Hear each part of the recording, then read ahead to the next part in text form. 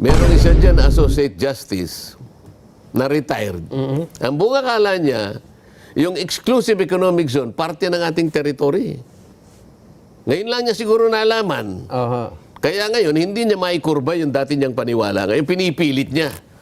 Pinipilit niya ngayon. Alam mo kung bakit ko nasabi ito? Doon sa isang desisyon niya, sa pag-aakala niya ng exclusive economic zone ay parte ng ating territorial sea at teritoryo ng Pilipinas, ginibap niya yung napakalaking lawak ng ating territorial sea. 242,000 square nautical miles. O nautical miles. Square miles. Nawala sa atin. Nawala sa atin sa pamagitan ng pagsusulat niya ng desisyon. Kasi sabi niya, di baling nawalan tayo ng 242,000, nag-gain naman tayo. Kahit anong sabihin nyo ay tutol sila. Sabi nga ni Jen, yan ang tawag ay personality bias. Ano mang sabihin ni Senador Dante Marcoleta ay tinututulan at sabi ay mali. Nagkaroon sila ng pagkakataon na putulin ng statement na yon at ngayon ay pag-usap-usapan na kayo daw, ang rekomendasyon ninyo, ipamigay na lang yung isla na yan na teritoryo ng Pilipinas. Talagang pipilitin na lang baluktutin ano? Alam mo, talagang marami ngayon sa ating mga kababayan yung bending the law. Bending the law. Ano? Kaya dito pwede nating sabihin, bending the unclos. Pwede rin. Ang binabanggit mo ay nung humarap sa amin yung 35 members ng Armed Forces of the Philippines na confirmation nila. Ngayon, dahil sa 35 sila, karaniwan sa sistema namin, kung sino yung pinakamataas na ranggo sa kanila, siya yung magre-represent lang. So nagkaroon ako ng pagkakataon para kausapin sila tungkol sa namumuong usapin tungkol nga dito sa balitaktakan, ano? Paalitan ng maanghang na pananalita between the Philippine side and the Chinese side, di ba? Sabi ko nga sa kanila, dapat maintindihan ninyo ito dahil kung sakasakali lang naman, nang dahil sa iringan na yan at patutsadahan na yan, baka nga lumaki yan. Kung magkagyera tayo, kayo unang haharap. Ayun nga. Kaya kailangan din maintindihan ninyo ang mga issue sa likod ng mga usaping ito. Di ba? Ito, nabanggit ko sa kanila kung naiintindihan nila na yung exclusive economic zone ay hindi yun ang West Philippine Sea. Dalawang bagay yun, sabi ko. Wala naman kako tayong pagtatalo kapag sinabi mo exclusive economic zone.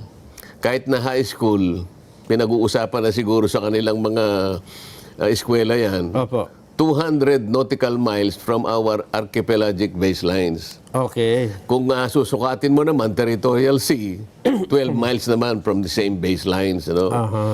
Kung halimbawa ay contiguous zones, ito ay 24 nautical miles. Sa mga tweed, yung ating EEZ at saka yung ating continental shelf, parehong 200 nautical miles from the baseline. Ano makakuha pwede nating pagdebatihan dyan? Wala. Kasi hasta talagang sa atin yun. Kahit na walang tribunal, atin talaga yon sapagkat pirmado tayo sa UNCLOS at ibinigay nga yung 200 nautical miles. Hindi lang naman tayo, lahat ng nakapirmang bansa, may kanya-kanya silang ganung lawak ng maritime rights na kung pag-usapan nga ay exclusive economic zone. Nagkakaroon lang tayo ng problema kasi may mga nagsasabi na yung lawak ng ating exclusive economic zone, yun na rin ang ating West Philippine Sea. Hindi po yun. Magkaiba pala yun. Magkaiba yun, Nelson, kasi yung katawagang West Philippine Sea ay dinefine ng ating mga batas. Tama. Nagsimula yun doon sa Presidential Decree 1596. At later on, inamyenda ng konti yan. Ito yung batas natin na ating ginawa 2024, ito yung Republic Act 12064. Merong definition yan ang West Philippine Sea. Sinakop lahat ang ating mga maritime entitlements. Tama naman yun. Ano? Magmula kanya sa Luzon Sea, Yes. Scarborough Shoal, yung ating continental shelf, yung ating territorial sea, internal sea, exclusive economic zone, including the waters within, sabi niya, and around the Kalayaan Island Group. Okay. Yun ang definition ng West Philippine Sea. Sa mga tweed, mas malawak kesa dun sa ating exclusive economic zone. Oo nga, no? Kasi yung Kalayaan Island Group, labas sila, doon sila sa tinatawag nating exclusive economic zone na 200 nautical miles lang. Ang totoo niyan, yung napakaraming features na yan sa ating sa mga mapa, nandyan na sila sa high seas. Kaya nga, tinatanong ko sa kanila, sabi ko, kinakailangan nating madistinggi ano ba talaga yung lawak ng West Philippine Sea. Dito kami hindi magkaintindihan. Hindi ko malalaman kung ba't ako pa ang pinatututsadahan nila na hindi ko naiintindihan na sinasabi ko. Samantalang sila mismo, hindi nila maintindihan ang kanilang pinagmumulan. Sinasabi ko raw, naghahanap daw ako ng coordinates ng exclusive economic zone. Hindi naman yun ang sinasabi ko eh. Ang sinasabi ko, yung arbitral tribunal, ang kanyang dinesisyonan, exclusive economic zone. Hindi niya dinesisyonan ang West Philippine Sea. Dahil wala siyang karapatang gawin yun. Oo, dahil sabi nyo nga, magkaiba ang exclusive economic zone at ang West Philippine Sea. So kung ang dinesisyonan ay exclusive economic zone, hindi pa dinefine doon ang... Kailangan maintindihan ng mga kababayan natin. Kaya lang natin pinapaliwanag ito, hindi dahil sa mga taong maatake sa akin. Kahit ano pang gawin ko, mga atake ang mga yan eh. Ang pagpapaliwanag na ito ay dedicated po sa ating mga kababayan na talagang ang gusto nila ay maunawaan kung alin ang totoo. Matulungan natin silang unawain ang mga bagay na kung minsan ay mahirap. Dahil nga may technicality na involved dito. So, kailangan nating pakatandaan, lagyan natin ng demarcation dito. Ang pagpapaliwanag na ito, ng programang ito ay doon lamang sa mga kababayan nating laang makinig ng katwiran. Hindi doon sa mga taong kahit anong sabihin mo, sarado ng mga utak. Medyo, hindi naman marami yan eh. Kukunti lang yung mga yan at nagpasya sa sarili nila na kapag ako nagsasalita, imamali lahat. Tama. Samantalang kung sisiyasatin mo, kung uunawain mo, napakasimple lang eh. Doon lamang sa salitang UNCLOS, Nelson, ano ibig sabihin ng UNCLOS? United Nation, ano ba yung clause? United Nations Convention on the Law of the Sea. Yun. So, batas pang karagatan pala ito. Batas pang karagatan. Na pinagkasunduan ng mga ang pinag-uusapan lang natin dito ay karagatan. Yes. Hindi natin pinag-uusapan ang mga teritoryo na sinasakupan ng mga bansang claimants. Yung mga lupa, yung mga feature. Yung mga land features. Merong tinatawag na shoal, may tinatawag na island, merong mga rocks, may high elevation, may high tide elevation, may low tide elevation. Lahat yan mga features ng lupa, ng kalupaan. Walang jurisdiction. Walang kapangyarihan ng tribunal na magpasya tungkol dyan. Basta tubig lang. Tubig lang ako. Ngayon, yung sinasabi nating Kalayaan Island Groups, mga land features yun eh. Hindi natin pwedeng isama doon sa ating petisyon na ginawa sa tribunal noong 2012. Kung atin yun o hindi, re-rejecting ka, sabi niya, wala akong jurisdiction dyan. O kaya, sinasabi nila, narinig mo naman, pa nakikipagdebate sa akin, ba't natin binabalik-balikan kanya eh? In-award na sa atin kanya yung West Philippine Sea. Hindi po. Hindi totoo yun. Walang award doon. Walang award. Ang pinag-uusapan lang sa arbitral award, exclusive economic zone. Hindi West Philippine Sea. Kaya kapag hinanapan mo sila ng coordinates, ayaw nilang kanya may coordinates na yung EEZ. Hindi EEZ yung pinag-uusapan natin. Ang pinag-uusapan natin, West Philippine Sea. Kasi yung ECC, talagang inherent ay nandun na yun eh. Nandun na yun. Ang pinagtatalunan na lang natin, yung nasa loob muna. Kasi merong mga bansa na umoccupy nung saganang mga teritoryo na sanay nandoon. Aha. Katulad ng halimbawa nung Mischief Reef, ano? Opo. Yung Mischief Reef, hindi lamang nasa loob ng ating EEZ, ito ay considered pa na low tide elevation. LTE. LTE talaga yan. Oh, pagka- Anong ibig sabihin niyang Pagka LTE? LTE, ano ibig sabihin? Kahit kailan, kahit na ano pang structure na itayo mo, halimbawa ang China, ito masasabi ko ng diretsa, para lang masabi nila, kaso si Marcoleta pro-China. Hindi po totoo yun. Ito po, yung LTE is low tide elevation. Opo. Yan po ang tawag dyan sa Mischief Reef. Yan ang karakter. Base po ito sa 2016 arbitral tribunal decision. Yun ano? ang decision niya. Sabi niya, low tide elevation Elevation. yan. Pagka low tide elevation, kahit na ang China maglagay ng Great Wall of China doon, Kahit palaparin pa nila yun. hindi magbabago yung karakter ng nature ng picture na yon. Na low tide elevation. Low tide elevation, ibig sabihin talagang sa Pilipinas yun. Dahil ang low tide elevation ay hindi nagge-generate ng Kahit ano wala. Territorial Tubig sea. talaga yun eh. Ayun. Wala siyang territorial sea, wala siyang another EEZ. Kasi kapag ka nag-high tide, hindi naman na siya nakikita. So wala, kumbaga sa natural na Sa low pag-usap, tide nga, halos hindi siya makita eh. ibig sabihin, walang lupa doon. Wala. Ayun, dahil nakalubog. Kaya nga, maritime lang eh. Kaya Maritime tubig. Kaya hindi mo pwede i-claim na Hindi meron mo kang pwedeng i-claim teritoryo. yun. At dahil yun ay sakop ng ECC, Atin talaga yun. sa Pilipinas yun. Oo. Ayun. Kailangan lang, kaya lang, hindi nababanggit kasi ito dahil ang usapan lang naman, yung patutsadahan sana eh. Kaya lang, nilakihan nila kasi, isinako, pati iisi kasi pinag-usapan eh. Kaya lang, Sen, ang problema, mayroon silang occupant dun eh. Naka-occupy sila dun eh. So, dapat, wala sila dun talaga. Dapat wala sila doon. Ayun. May structure kasi sila doon. Oh. Isa pa, Opo. yung ayungin. Ayungin Shoal. So, ayungin Shoal, Apo. di ba? Ano din natin yun eh. Sakop pa rin natin. Sako pa rin natin yun. Kasi meron tayong barko na nakahimpil doon. Inangkor natin yung Gregorio del Pilar yata yun. Hindi ba yung Sierra Madre? Hindi ko alam kung nakalimutan. Sierra Madre yata. Sierra Sierra Madre. Madre, oo. Yung Basta meron tayong isang lumang-luma. Lumang barko. BRP Sierra Madre. Oh, tama. BRP Sierra Madre na parang symbolic on our part, nilagay natin doon. Aha. Parang isang natatanging testimonial na, Occupied amin natin. ito, occupied namin ito. Kahit na yun eh, nasa loob ng ECC, kung maunahan kasi tayo, i-claim din nila eh. Parang ganun, Sen. Oh, pero naglagay na nga tayo ng isang simbolo na tayo 'yon. Okay. Yan ngayon ang yan ngayon ang pinagmumulan ng hindi pagkakaunamaan, yung mga features. Opo. Bakit?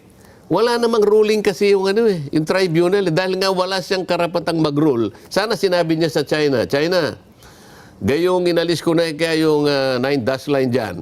Malinaw na yung EEZ na yan sa Pilipinas. Umalis ka na dyan. Umalis ka dyan ha. Umalis ka sa Ayungin, umalis ka sa Scarborough Shoal, umalis ka dyan sa Mischief Reef. Walang ganun. Walang ruling. Kasi bakit ka mo? Teritoryo yun eh. Land features. Opo. Land features. Yun ang nagiging problema. Bao de Masinloc. Bao de Masinloc is a rock. Base dun sa arbitral ruling na naman. Dahil sa rock siya, meron siyang territorial sea. 12 nautical miles. 12 nautical miles. Sa palibot, So, pwede niyang ihimpil yung mga barko niya doon. Kasi, Pero mag-o-overlap siya sa sarili mong ECC. EEZ. dito nagkakaroon ng problema, Sen. Ano? Yan nga yung problema.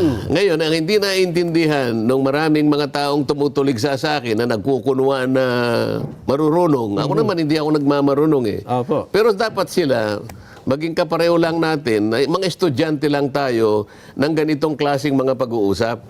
Hindi yung magpapanggap siya na akala mo, nung siya'y mapanganak, profesor na siya nung ganong mga pag-uusap. Katulad ng isang profesor dyan sa UP. Wag na natin yung pangalan. Wag na natin yan. Nagkataon lang na maritime law professor lang siya. Kung merong nakakapit na maritime, hindi ba niya naintindihan ang pinag-uusapan admiralty issues lang eh. Yung mga barko, yung mga shipping lines, Opo. ano yung mga rota nila, yung mga ganyan. Pagkatapos panghihimasukan mo yung napakalawak na teritoryo ng public international law. Iba naman yung maritime law sa international law. Aha. Ito yung gusto kong mapansin nila na hindi ninyo ko kayang sakta na nasasabihin nyo na mali si Marcoleta. Okay lang po yun eh. Ako naniniwala ako ang mga Pilipino pagdating lalo na pagka nabibigyan natin sila ng pagkakatong timbang-timbang nila yung pangyayari. Maiintindihan sila yung final referee dito eh. Sila ang final arbiter Taong bayan. kung alin ang talagang maliwanag ang pagpapaliwanag, di ba? Hindi yung kinakailangang palabuhin mo. Ngayon, pag-usapan natin yung UNCLOS. Yung UNCLOS, nung pumirma tayo dyan, kagaya din ng China, meron tayong reservation. Aha. At yung mga reservations na yan, pumasok doon sa kalipunan ng mga provision ng UNCLOS. Ano yung reservations ano yung na yan? reservation natin? Meron pala tayo. Sabi natin, hindi ka pwedeng mag-rule kapag ka merong issue ng territory. Ito nga yung mga land, ano? Okay. Merong pang isa. Pagka merong delimitation. Ano ibig Halimbawa, pumasok yung territorial waters. Opo. Delimitation yon. So, hindi ka pwedeng magpasya doon. So, anong pinasyahan lang? Actually, ang pinasya lang ng tribunal, kung ano yung hiningi natin. Nalaman mo yung ating petition sa arbitral tribunal, 2012 yata yun eh. Isa lang ang hiningi natin. Ano po yun? Tingnan po ninyo yung 9 dash line ng China kanya, sinakop pati yung aming west, pati po yung aming exclusive economic zone. Ayun, yung 9 dash line. Yun lamang. Wala nang iba. At yun yung sinabing hindi naman talaga dapat yung 9 dash line. Sabi ng tribunal, China, alisin mo kanya yung hindi natin kikilalanin. We will nullify the 9 dash lines because they're not even the basis of your historic rights. Wala. Okay? Yun lang ang pasya. Opo. Pero dahil may reservation doon, hindi naman pinasyahan ng tribunal, China, umalis ka dyan sa mga teritoryo. Kasi hindi niya jurisdiction yun. Na-occupy Yun ang nananatili Na problema. na problema natin. Opo. Na dapat sana pinag-uusapan, hindi yung patot sa dahan. Pwede naman, halimbawa, nung magkausap kami, ito ulitin ko lamang, nung magkausap kami ng ambassador ng China, pinaliwanag ko sa kanya, siya rin nagpaliwanag. Talaga ka akong pinakamabuti, nag-uusap tayo. Yun nga kanya yung gusto ko eh. Sabi ng ambassador, tulungan mo nga ako kanya na lahat ng mga department secretary sana kung po pwede makausap ko, sabi niya. Lalong-lalo na ang Department of National Defense. Opo. O tingnan natin, sabi ko, kung magkita kami kako ng ating secretary, kasi ano ko yan eh, province mate ko yan eh. Natuwa pa nga siya nung malaman niya pareho kami taga-Tarlac eh, ni Secretary Gibo. You mean he's your province mate? Yes, sabi ko. He is my friend. Ay, sabi niya, pwede kayang kahit na tatlo lang tayo, over a cup of coffee, parang ano lang. So, nag-i-initiate pa nga yung tao. Sabi ko, tingnan natin. Sulatan mo ako para ako malaman niya na talagang gusto mo ring makipag-usap sa kanya. What if I text you? Sabi niya. Oh, good, sabi ko. Hindi pa ako nakakalabas doon sa embassy. Tinext niya na ako eh. At yung text message na yun, ibinigay ko sa Secretary of the Department of Foreign Affairs. Ayun. Para sa ganun, formally, maibigay din kay Secretary Gibo. Yun yung right channel. Anong doon? Sinasabi ba pro-China tayo doon? Sa maliit nating magagawa, baka sakali, meron tayong may contribute na ikaayos nung hindi pagkakaunawa ng dalawang bansa. Tama po. Sino hindi nakakaintindi rito? Kasi Sen, ang hindi naintindihan ng iba, yung exclusive, yung word na exclusive sa exclusive economic zone, Ulitin mo. yung word na Nabubulol ka. exclusive sa salitang exclusive economic zone, ay hindi naman talaga, ibig sabihin sa tingin mo kasi parang ikaw lang doon eh. Walang dapat na pumunta doon. Kung wala sanang land features na merong iba-ibang claimants, okay na yun eh. Opo. Ideal sana yun eh. Ay, ideal. Nagkataon, isip-isipin mo naman, ang Vietnam, ang pinakamarami yan. ang pinakamarami, 22 yata. Opo. Ang China, siyam. Ang Pilipinas, siyam. Ang Malaysia, 4.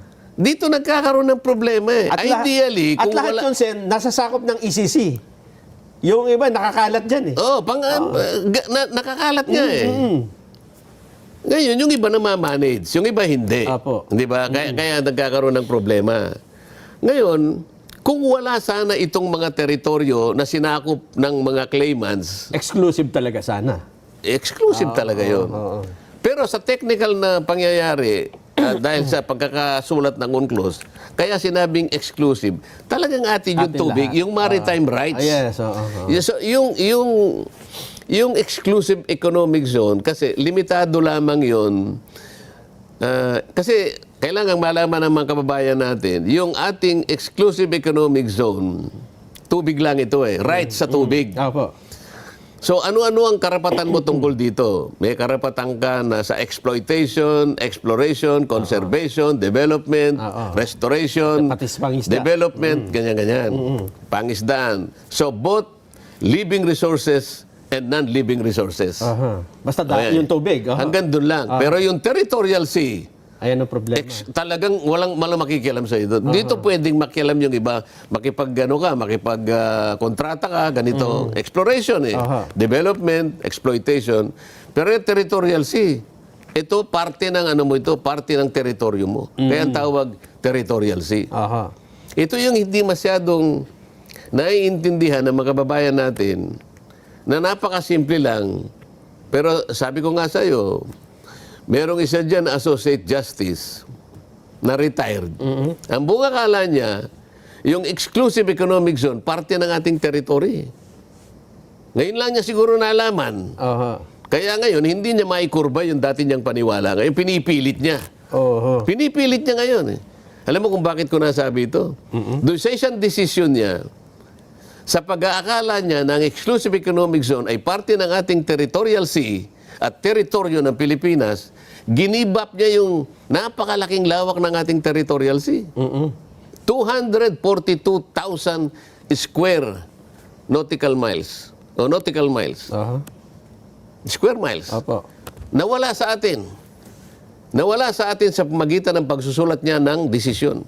Kasi sabi niya, di baling nawalan tayo ng 242,000, nag-gain naman tayo sa exclusive economic zone. Hindi niya alam na ang exclusive economic zone, gaano man kalawak yan, hindi parte ng ating teritoryo.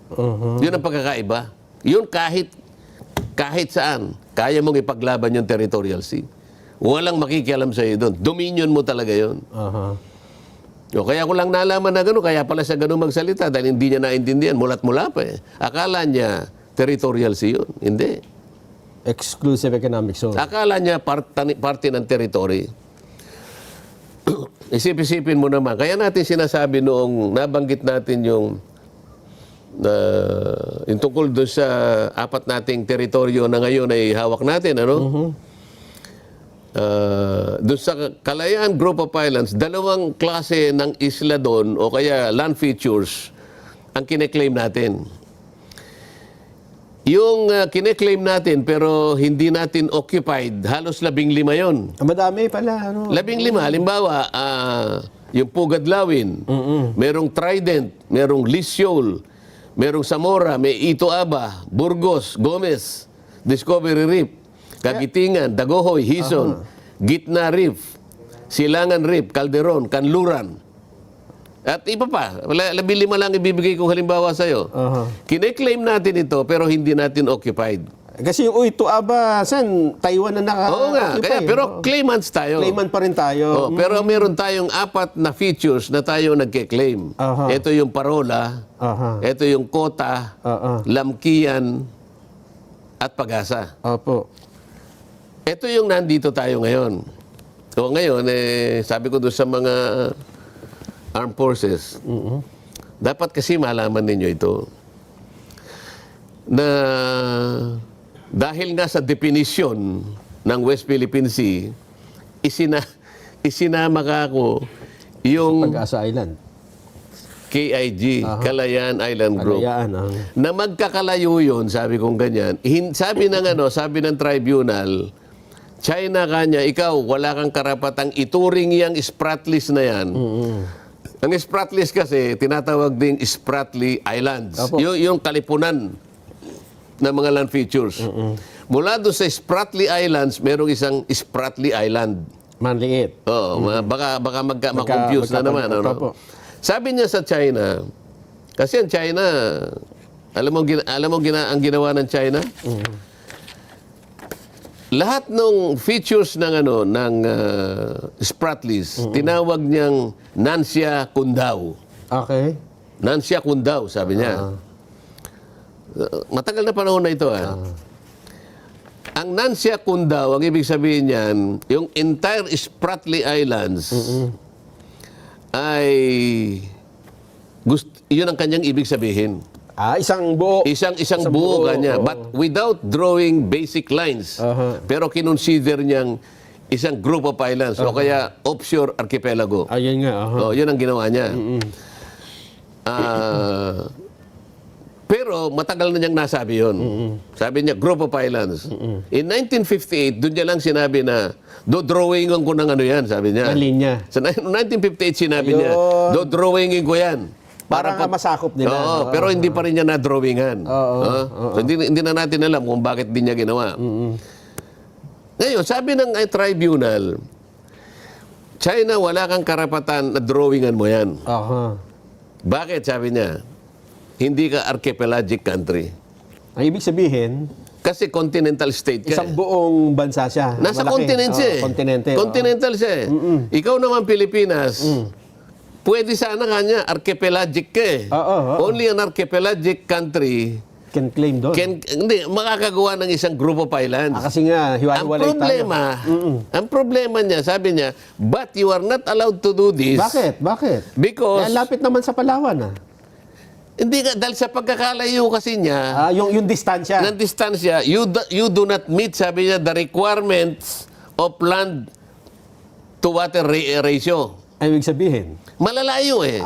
So sa kanyang panukat, dapat hindi masyadong malalayo. Ibig sabihin, dapat at least mas maraming lupa. Dun Hindi, sa isang grupo. magkakalapit dapat para maging grupo pa. No? Kasi sa layo niya, sabi niya, Parang- you do not meet the requirements of land and water ratio. Masyadong hiwa-hiwalay. And therefore, the distances between points. Kasi magkakaroon ng Hindi ka pwedeng, distortion. halimbawa, sabi natin sa geometry, 2 points determine a straight line. Yes, Pero pag ang straight line, magmula rito hanggang doon, sabi nga sobrang masyadong malayo, dapat magkakaano. Kaya hindi rin tayo pinayagan. Opo. At saan nakasulat sa arbitral award yun? Kailangang basahin ng justice na yon. Yan bang binabasa nyo yan? Yan yung nakasulat sa arbitral ruling? O kaya nga sasabihin ko sa kanya, Mr. Justice, kung nakikinig ka sa akin, basahin mo yung paragraph 574 Opo. nung arbitral award. Kasi maano yan eh. Mahaba yan. Yung prohibition naman sa China, basahin mo yung 573. Ibig sabihin, Sen, pareho tayong pinagbawalan. Pareho tayong pinagbawalan, kaya hindi mo ma-include yun as a group. Kasi kaya natin tinangka yung ganun, na magawa mong isang group na yan, para mapalawak mo yung, para makagawa ka ng exclusive economic zone. Bawal.